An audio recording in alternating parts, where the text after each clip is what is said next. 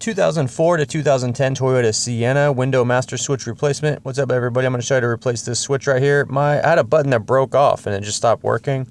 Yours might have like issues like buttons not working on certain windows or whatever, but whatever the reason is, we're going to replace it. Yeah, there's a little bit of rain right now, so that's why you see a little water there. Before you buy a new one, let me tell you something important.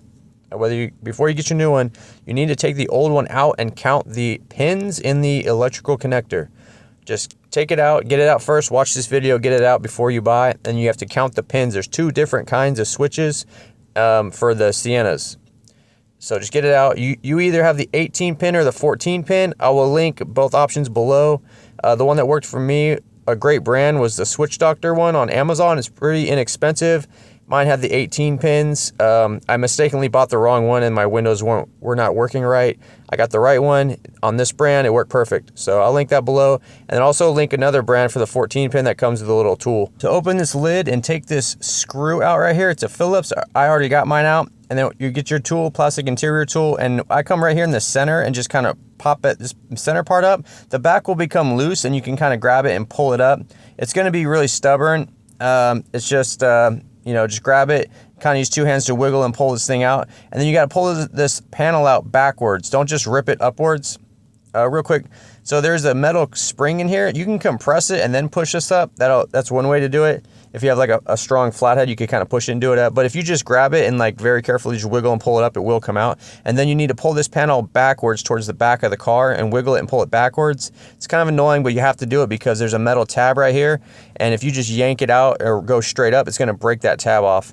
Now, this connector is an infamous Toyota connector, but there's just a secret to it that makes it really easy. There's a sleeve, the white sleeve. You just kind of pull the sleeve part all the way back. It might even click and lock in place. And once the sleeve's all the way backwards, then you can push the button on the left side and kind of pull the connector backwards.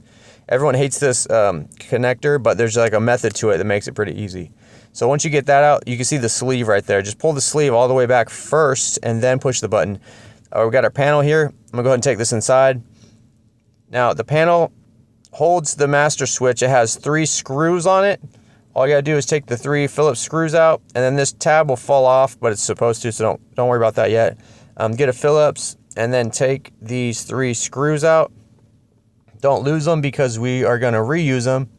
And then when you take the front one off, this little tab's gonna wanna come off with it. It's not a big deal. Just put that to the side. Take the old switch out.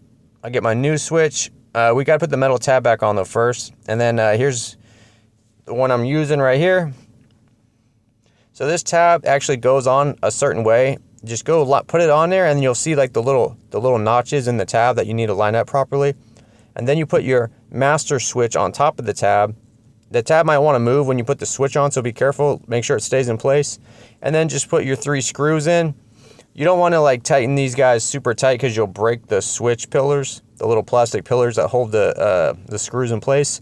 And also, if the pillars are broke, you could try like a really strong industrial glue, but if you break them, you got to buy the whole new panel, unless you have like some kind of glue or some kind of creative idea to hold it in place.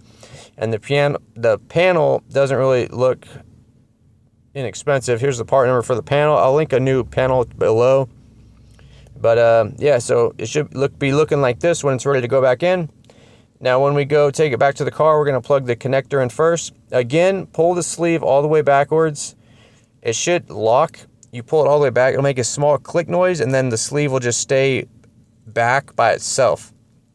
Once you have it like this, you just put it in the connector and try not to push the whole connector in first, and then you let the sleeve go forward and it'll lock it in place.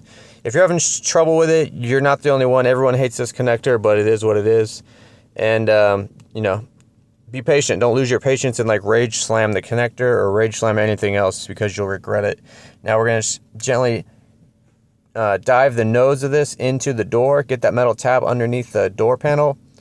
And then the connector wire harness is going to want to kind of hit the door panel. So you're going to use your other hand to kind of push that in. And then this will just kind of drop in place. And then you're going to want to just kind of push it in place gently. The back, just kind of, push it like that in place. And then put your screw in right here. And then you'll be done. Now we got to test out the window. Your window should work perfect. There should be no issues. but the automatic one may need to be calibrated. All you do is you hold the auto switch up for 5 seconds and then roll it down, or hold it down for 5 seconds.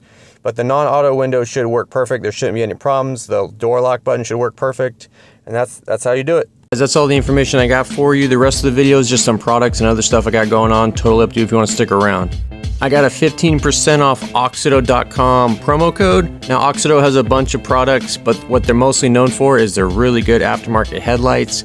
So if you got an older car, 80s, 90s, 2000s, even a newer car, if it has a bulb, they probably got an upgraded bulb for you. You may have seen aftermarket LED headlights on Amazon, but the thing, I'm not going to say any names, but the thing is, they have a lot of issues. Sometimes they start to flicker after a few months, or they get hot and the LED burns off. These are available on Amazon. You can get them there. However, if you go to the website and use the promo code GearmoAuto, you can get 15% off. It's really easy. All you got to do is go to the website on your phone or your computer and then put in what kind of car you have, what year, make and model, you know, that stuff, and then it'll display to you all of the available lights for your vehicle. You can get headlights, tail lights, interior lights. Highly recommend getting some good interior lights. You'll be surprised how bright it is. So just type GearmoAuto in at the checkout and you'll get 15% off.